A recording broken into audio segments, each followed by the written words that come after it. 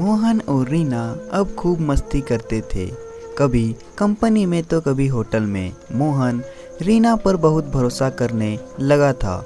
उसने रीना को अपना राजदार बना लिया था। इस तरह कुछ दिनों में रीना ने कंपनी के मालिक और बेटे को अपने वश में कर लिया था। रीना ने अपनी खूबसूरती का ऐसा इस्तेमाल किया जिसमें बाप बेटे दोनों उलझ गए। रीना ने अपने साहब रंजीत के घर में भी अपना सिक्का जमा लिया था। उसने साहब जी की पत्नी और नौकर को भी अपना दीवाना बना रखा था। वह अपनी खूबसूरती के साथ साथ अपनी जुबान का भी जादू चलाती थी।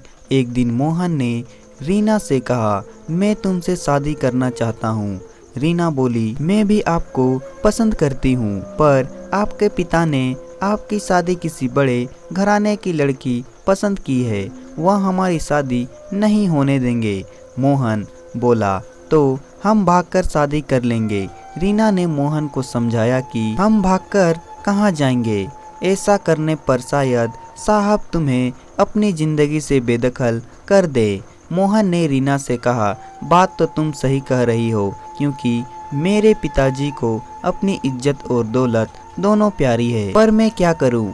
इतने में रीना बोली, क्यों ना ऐसा तरीका निकाला जाए जिससे वह अपनी जायदाद से बेदखल ना कर पाए। मोहन ने पूछा, वह कैसे? रीना मुस्कुराते हुए बोली, क्यों ना साहब के साइन किसी तरह जायदाद के पेपर पर करा लिए जाएं। मोहन ने कहा, वो तो सही है, पर यह सब होगा कैसे? पिताजी साइन करते समय वह पढ़ेंगे नहीं।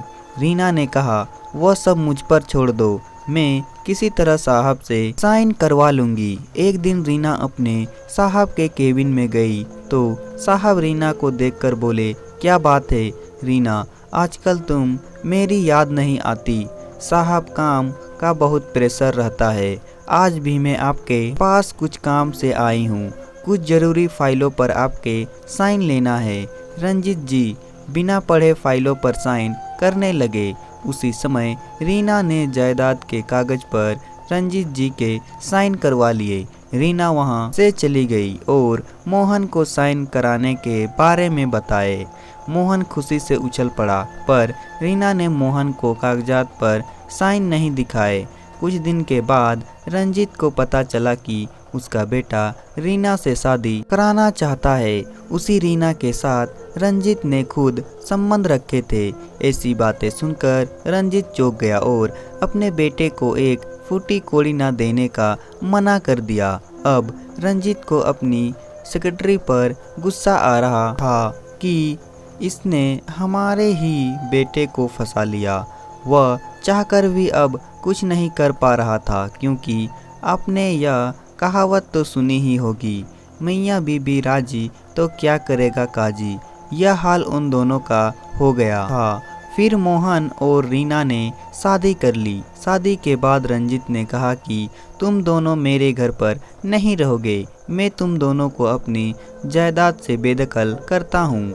यह सुनकर रीना हंसने लगी और बोली, किसकी जायदाद, आपकी या फिर मेरी? रंजीत चौंकते हुए कहा, क्या मतलब? मतलब यही है कि जो जायदाद आपकी थी वह अब मेरी है। यह रहे जायदाद के असली कागज। इसके मुताबिक यह सारी प्रॉपर्टी हम दोनों की है। यह बात सुनकर रंजीत को हार्ट अटैक आ गया और वहीं पर गिर गया।